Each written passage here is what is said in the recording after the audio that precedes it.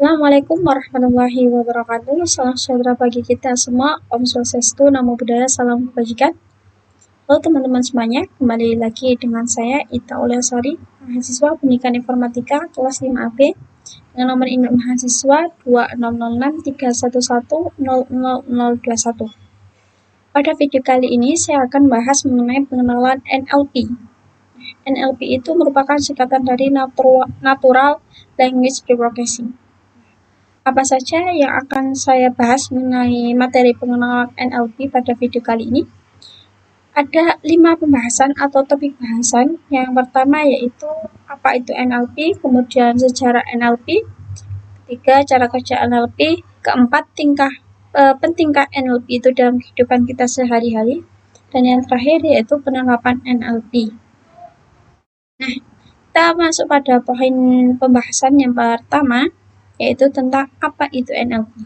Sejarahnya itu bagaimana, bisa dimanfaatkan apa. Ya.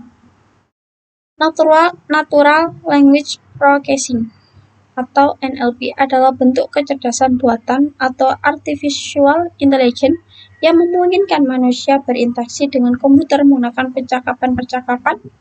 Kemudian komputer itu mengenali apa yang dikatakan dan pada gilirannya komputer dapat memproses perintah dan menjawab kembali orang tersebut. Nah, itu secara sederhana ya dalam kita mengartikan apa itu NLP. Nah, dalam proses untuk komputer itu bisa memahami atau mengenali apa yang dikatakan oleh si user ini, maka NLP ini sendiri menggunakan 2 metode ya, metode utama dalam prosesnya, yaitu analisis sintaksis dan analisis semantik. Untuk analisis sintaksis ini merupakan aturan tentang struktur kalimat atau sintak untuk mendapatkan bagian dari makna apa yang dikatakan. Selanjutnya, setelah proses analisis sintaksis ini, kita lanjut pada analisis yang kedua atau metode utama yang kedua, yaitu adalah semantik. Fungsinya apa dari analisis semantik ini? Mencari makna apa yang dikatakan dari persintaksnya gitu ya. Kemudian penerjemahannya dari komputer itu menggunakan sebuah algoritma yang mana kata-kata yang diucapkan ke dalam format yang dapat digunakan komputer.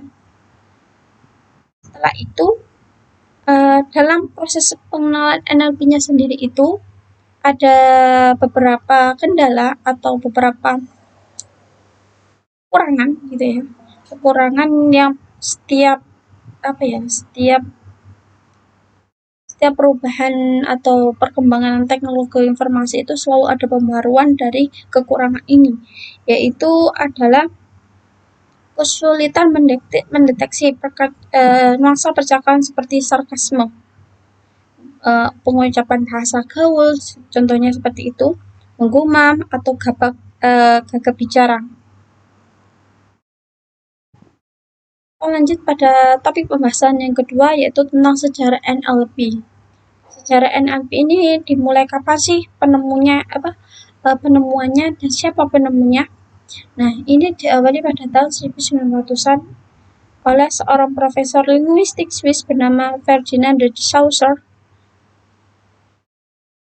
Dan dalam prosesnya beliau ini di akhir hayatnya gitu ya, sebelum beliau meninggal, beliau ini kayak khawatir apa yang ditemukannya dalam bahasa sebagai ilmu dari dunia ini tidak bisa diteruskan lagi. Nah, selanjutnya ini terus kita menyambung gitu ya, pada tahun 1906 hingga 1911 Profesor Saussure ini menawarkan 3 mata kuliah di Universitas Genoa, di mana ia mengembangkan pendekatan yang menggambarkan bahasa sebagai sistem. Dalam bahasa, suara mewakili sebuah konsep, kemudian sebuah konsep yang mengubah makna seiring dengan perubahan konteks. Akhirnya sebelum beliau meninggal di akhir hayatnya pada tahun 1906 hingga 1911, beliau ini membuat sebuah 3 mata kuliah di Universitas Jenewa untuk mewakili apa yang penemuan yang beliau temukan, yaitu bahasa sebagai ilmu. Lanjut, kemudian seorang penemunya itu Chaucer meninggal pada tahun 1913, tetapi dua rekannya Albert C.C. Hyde dan Charles Bailey ini menyadari pentingnya konsepnya. Konsep mana yang dimaksud adalah bahasa sebagai sistem tadi. Kemudian keduanya mengambil langkah yang tidak biasa dalam mengumpulkan catatannya untuk sebuah manuskrip yang catatan siswanya dari kursus dan catatan siswanya dari kursus. Dari itu mereka menulis kursus linguistik umum diterbitkan pada tahun 1916.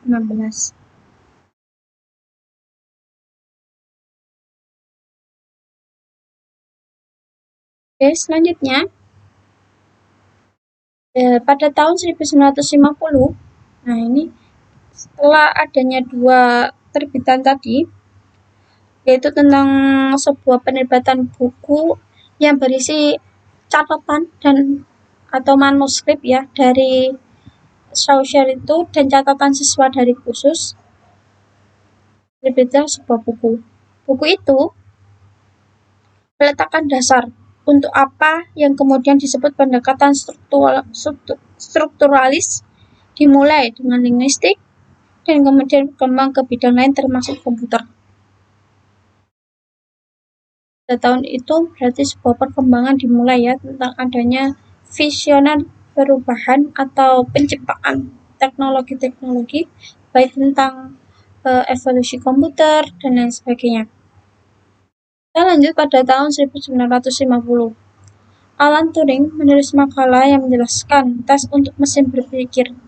Ia menyatakan bahwa jika mesin dapat menjadi sebuah bagian dari percakapan melalui penggunaan teleprinter dan meniru manusia hingga tidak ada perbedaan yang mencolok, maka mesin tersebut dapat dianggap mampu berpikir.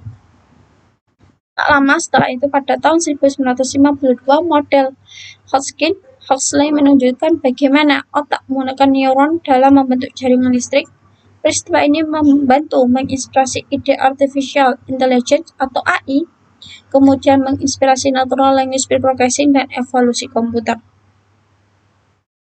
Dari 1950 ini kita dapat menggarisbawahi ya pada tahun ini atas sebuah dorongan seseorang ahli Alan Turing ini mampu mengembangkan semua komponen yang berhubungan dengan pemrograman komputer.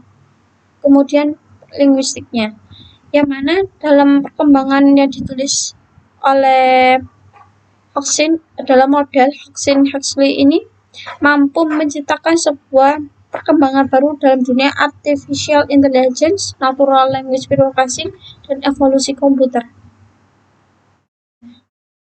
Setelah kita membahas mengenai tentang sejarah NLP ya, dari 1900-an hingga 1950 dan berkembang lagi setiap tahunnya hingga saat ini, kita masuk ke dalam cara kerja NLP itu bagaimana. Sini saya menuliskan ada sebuah tahapan bagaimana pemrosesan NLP. Ini dari 4 tahapan. Ini merupakan yang saya rangkum dari sebuah sumber dari beberapa ilmuwan ya.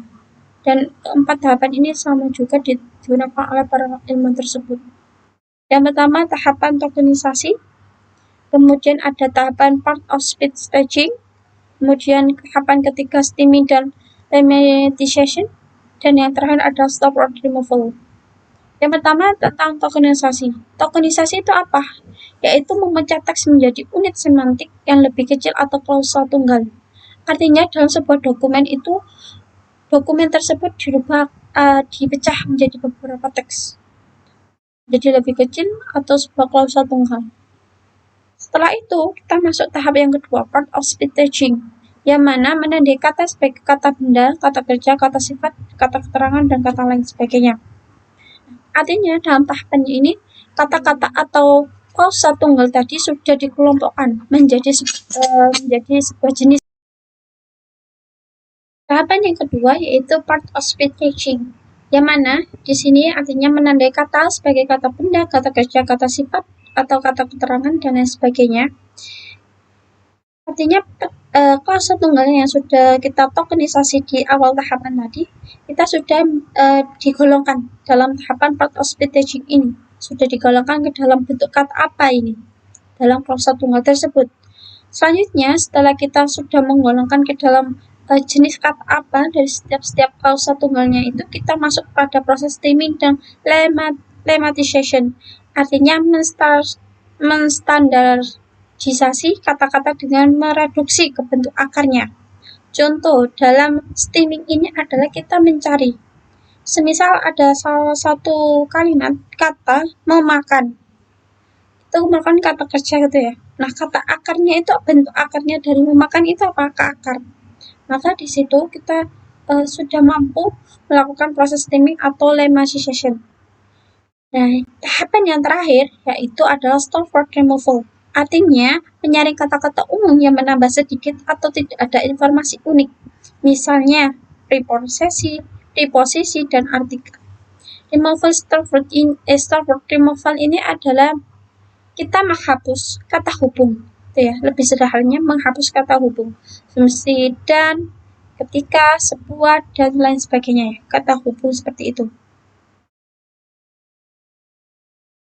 Kita lanjut pada poin keempat, yaitu pentingkah NLP.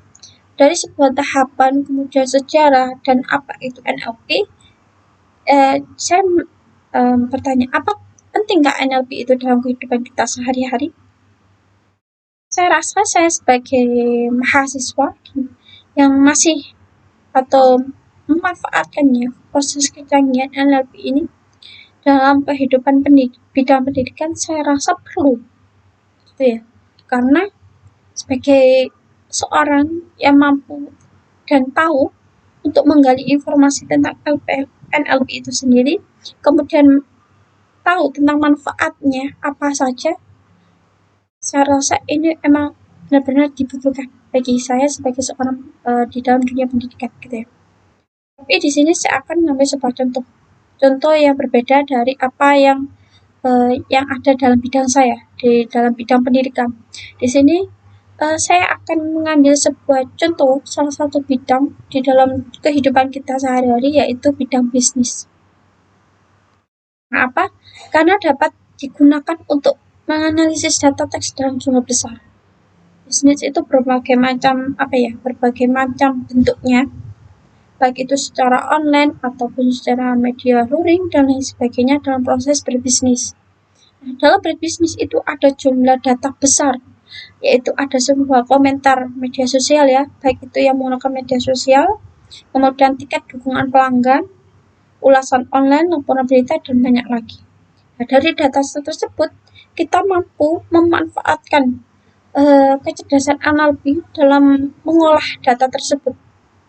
Semua data bisnis itu berisi banyak wawasan berharga, dan NLP dapat dengan cepat membantu bisnis menemukan apa itu wawasannya.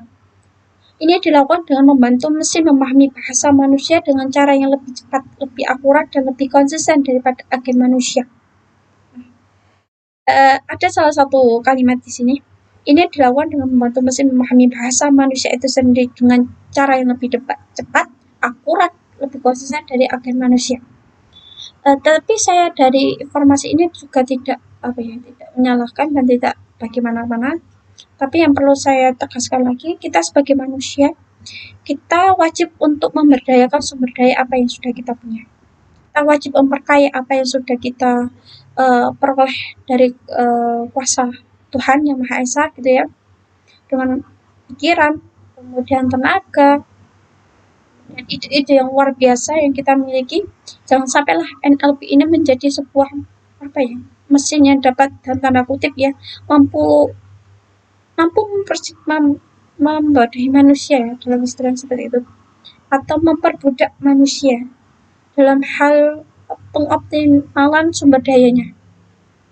Ya benar, kita sebagai manusia memang perlu berkolaborasi, tapi dalam tanda kutip balance ya. Benar, kita yang menciptakan, tapi kita juga jangan diperbudak seperti itu. Lanjut ke pembahasannya, alat NLP memproses data secara real time 24/7, artinya setiap saat NLP ini mampu memproses data dan menerapkan kriteria yang sama dengan semua data Anda. Dari penjelasan selanjutnya, kita realisasikan dengan kata sebelumnya gitu ya. Apa yang dimaksud dengan lebih akurat, lebih konsisten daripada akil manusia itu sendiri artinya dalam hal waktu atau estimasi. Manusia bekerja tidak bisa setiap saat. Manusia bekerja dengan jumlah yang sudah atau takaran yang sudah ada. Tidak 24 jam non-stop kita bekerja, itu tidak. Ada batasan waktu bekerja setiap manusia. Ada sebuah batasan manusia bekerja itu sampai jam berapa. Seperti contoh, kita bekerja di kantoran, ada waktu jam istirahat, itu jam 12 sampai jam berapa, diatur gitu ya. Nanti pulang sampai jam berapa gitu. Mungkin dari sinilah yang dimaksud dengan kelebihan dari NLP itu sendiri. NLP mampu memproses data secara real time setiap saat 24/7. Nah, dari situ manfaat yang benar-benar kita rasakan. Kemudian menerapkan kriteria yang sama untuk semua data Anda sehingga Anda dapat memastikan hasil yang Anda terima akurat dan tidak penuh dengan inkonsistensi atau data yang salah atau data inkonsistensi itu merupakan data double gitu ya. Pokoknya data yang kiranya itu tidak valid seperti itu. Setelah alat NLP dapat memahami tentang isi teks dan bahkan mengukur hal-hal seperti sentimen, bisnis dapat memulai memprioritaskan dan mengatur data dengan cara yang sesuai dengan kebutuhan mereka. Sungguh luar biasa. Ini salah satu contoh dalam satu bidang bisnis gitu ya. Belum bidang lainnya. Bagaimana manfaat NLP ini dalam kehidupan kita dalam mengatur jumlah data besar, kemudian kita bisa membacanya dalam sebuah, baik itu pada outputan grafik ataupun sebuah data analisis dan lain sebagainya.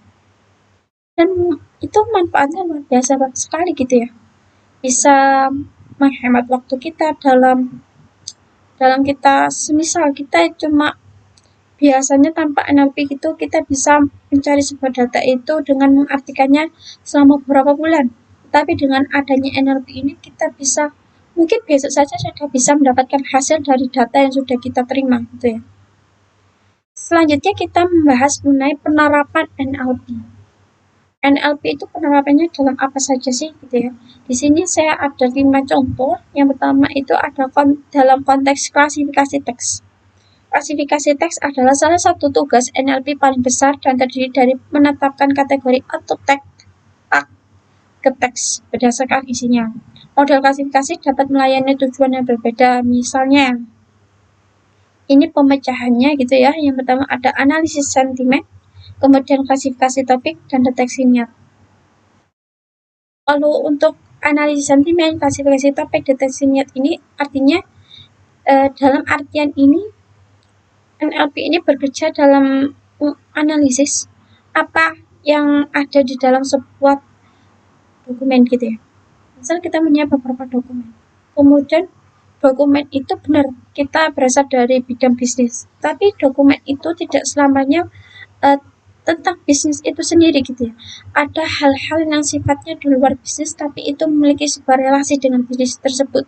Maka konteks dalam penerapan NLP yang klasifikasi teks ini mampu membantu kita dalam hal tersebut. Nah, contoh lain dari NLP adalah ekstraksi teks yang terdiri dari menarik keluar potongan data tertentu yang sudah ada dalam teks. Ini adalah cara sempurna untuk meringkas teks secara otomatis atau menemukan informasi penting. Contoh paling umum dari model ekstraksi adalah ekstraksi kata kunci, pengenalan entitas bernama. Entitas bernama itu ya dalam sebuah